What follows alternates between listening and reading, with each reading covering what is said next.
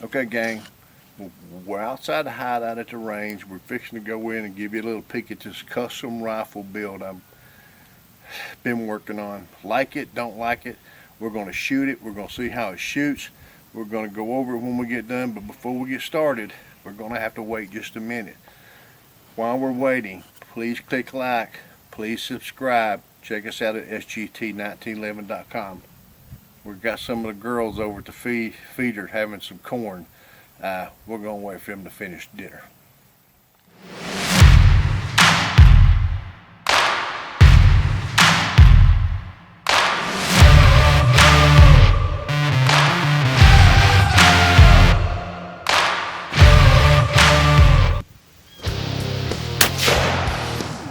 Not ready for that.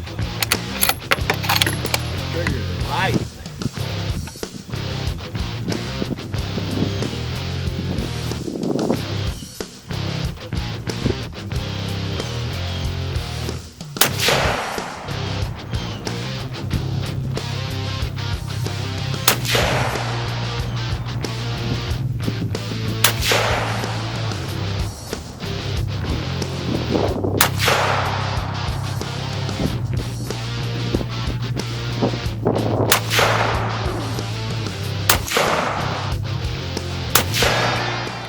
I'm going to shoot 3 rounds at the target and then we'll check them out. I think I'm getting real close. I just got to keep my finger off that damn trigger.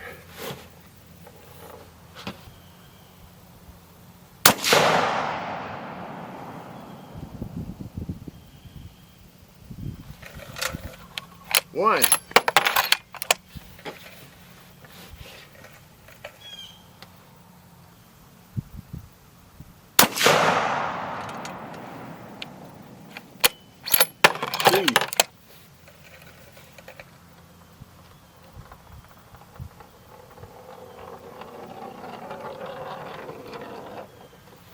I can hear that and it's distracting me.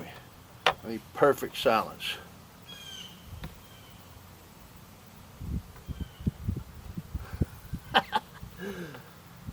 But I'm concentrating. You know, as hard as it is to keep my finger back, knowing it shouldn't be, there's just some places that you want to stick your finger.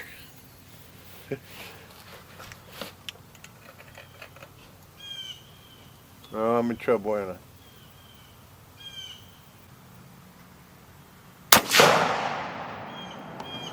Yeah, I pulled that one off a little bit, but I think we'll go down and get a picture of the target before we try it with a suppressor, and we'll see what the suppressor does to it. Okay, after a few rounds to get it zeroed in, without the suppressor, we got 2 rounds touching right here, making 1 hole, and that last one, after my stupid ass jokes, it cost me right here. Still pretty damn close. We're going back, put the suppressor on it, and see what it actually does to it. Here we go. We'll put it on. This is a Sandman L. I borrowed this muzzle brake. I didn't borrow it. Hell, I had an extra one for some of the other rifles. Whoop, whoop, whoop, got it off. Barrel's a little hot.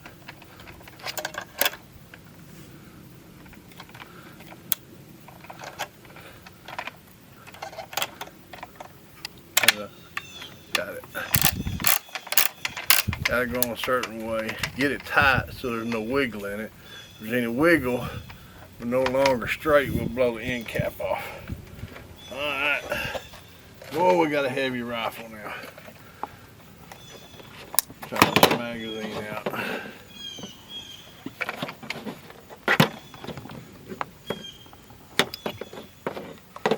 Let's go ahead and put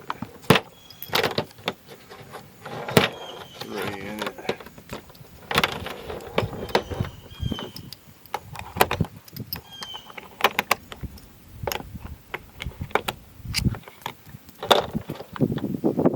That's 3.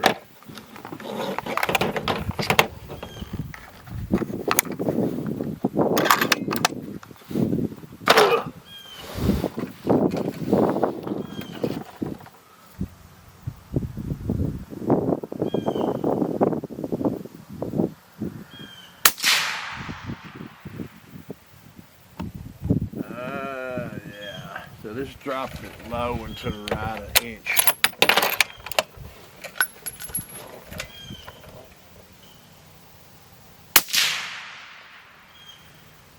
Still low and to the right, so far it's consistently moved it low and right.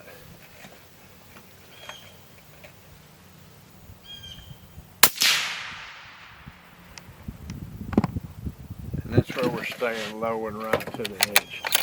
Suppressor does make a difference. Notice I didn't use any hearing protection at all. Let's go down and take a picture of it so we can compare them in a video shot. Okay, 6 rounds on target without the suppressor. Round 1, round 2, round 3 without the suppressor. We know that was me. With the suppressor, round 1, round 2, round 3. This is probably also me again with that little light trigger. We're consistently moving, you know, inch maybe off with a hunting round, an inch. Whoop-de-freaking-do. It's not match, it's hunting.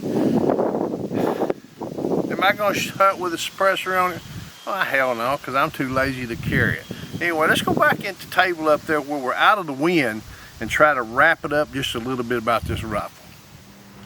Okay, gang, welcome to the hideout in here. And, you know, we've been outside. We shuffle things around a little bit. The wind's blowing. We're trying to get this done, and let's just hope for the best. I'm trying to do a good job. You seen us shoot outside. This is the Howa custom built Franken gun that I put together, and we're going to go over it just a little bit. Shoots extremely well. You know, it didn't take any time to get it on paper. There's low recoil. It's a really nice shooting gun.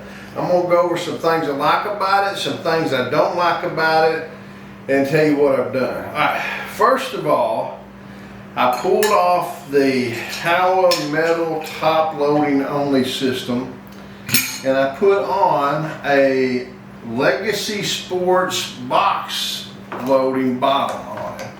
Now, it seems to be working, but I'm going to tell you the truth, I'm not happy with it. And the reason I'm not happy with it is plastic.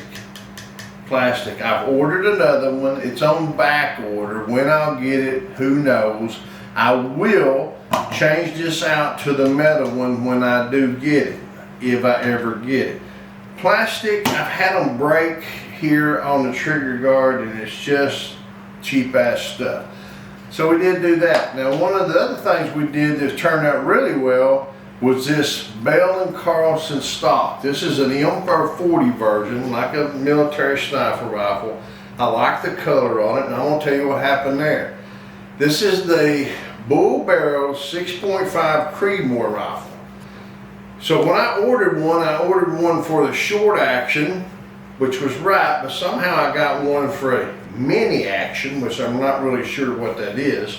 Wouldn't fit. I shipped it back the next day. They had back to me in just a matter of a couple of days the correct rifle stock. This rifle stock, I was trying to make sure I got a good quality stock and it was light enough. Now this barrel is free floating. Excellent. It's a good free floating barrel. Where I had a problem was the safety would not function when I got it set down in there. No problem. I took it back out, took a Dremel to it, opened it up just a little bit. Probably should have done it with a file. Open it up just a little bit. Safety works really, really well. Much better than the factory safety. Why did I change the factory safety? Because I put a Timney trigger in it. And there wasn't a whole lot wrong with the trigger that was in it. It was good, but it wasn't Timney good. And I'm going to give you a shot of what I mean. You heard me mention outside maybe the trigger on this thing being light. I'm going to give it a nice little pull. And when I mean little pull, I mean little pull.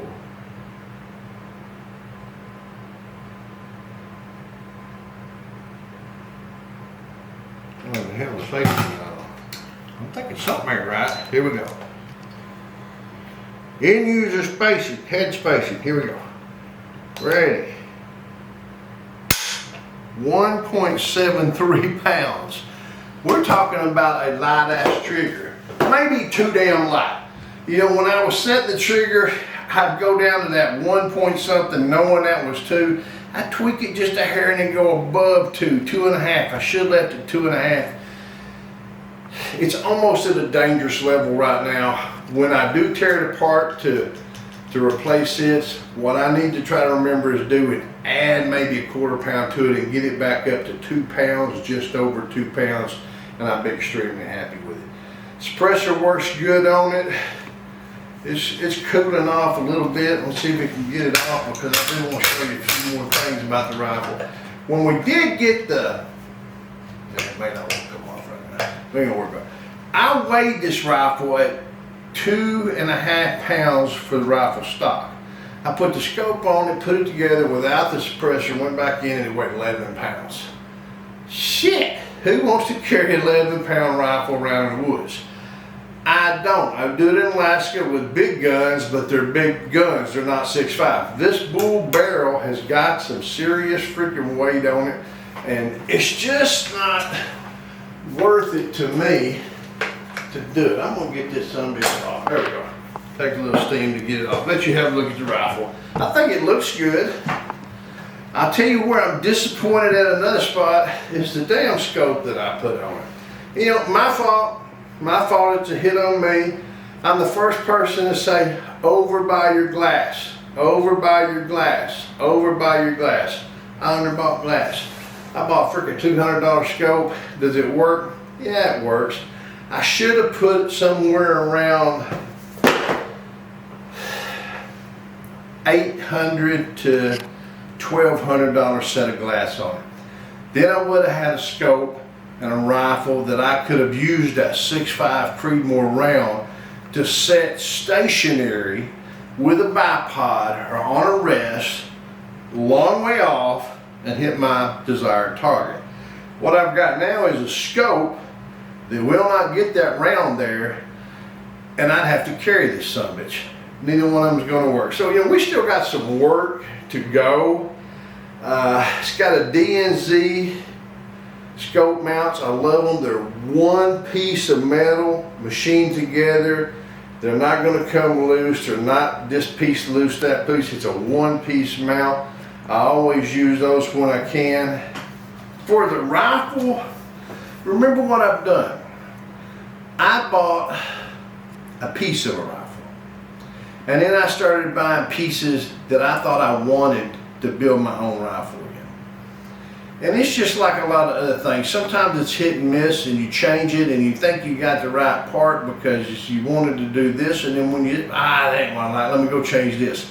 And that's where I'm at. The Howa, it's got an accurate barrel. I do not like the boat. Not that there's anything wrong with the boat. The design of the boat I don't like. Why? Look at this big ass.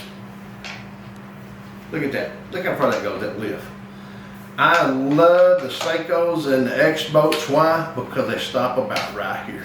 I ain't got to come way up here, get up in my scope shit to get the boat working. You know, we got a boat lift of something like this, especially with a short action gun. Man, I've got this, and that's all I've got. This thing's got the long ass boat action like a Remington 700's got. Not into it, not cool.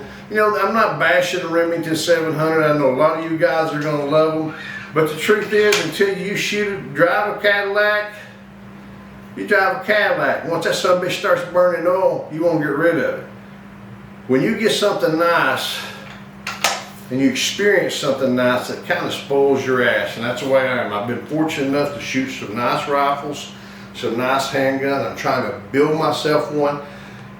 But here we go. End of the day, you don't have to go to the local gun store or go online and order yourself a custom rifle that you spend thousands and thousands of dollars for. You can go to Brownells. You can go to the pawn shop. You can go to different places. Hell, you can buy them at yard sales. And you can buy yourself a nice, used, older, Belgium-made Browning rifle You can buy yourself a nice Remington rifle. You can buy yourself a Howa rifle. You can buy yourself a Mauser rifle, Army surplus Mauser rifle. And then you know what you do? Then you go to work. You go online, you go, listen, I want a Bell & Carlson stock that weighs under 2 pounds. Good. You want a boy stock that's got your initials engraved inside of it. Good. You want an all fiber optic stock that you want. Good. You build what you want when your money and the time that you takes you to do it. You know, this thing took me probably, I don't know, maybe 2 months to build, maybe less, and it could have took a lot less time if I'd have done it right the first time. But it should have taken me longer because I should have waited, saved a few more bucks, and bought better glass. That's not what I done. Got impatient, hit on me, and I got what I got. I got a good rifle, shoots well. You've seen the results. Heavier than all get out, which is going to limit how I use it. Should it? Yeah, it's going to. Not the stock. That bull barrel is what it is. But you got to remember that bull barrel does what? It's going to hold that heat. It's for an accurate rifle, and that's what I've got. I've got an accurate rifle. It's just going to be one that you're going to want to sit with and not walk with. So until we get to shoot together, shoot safe, shoot straight.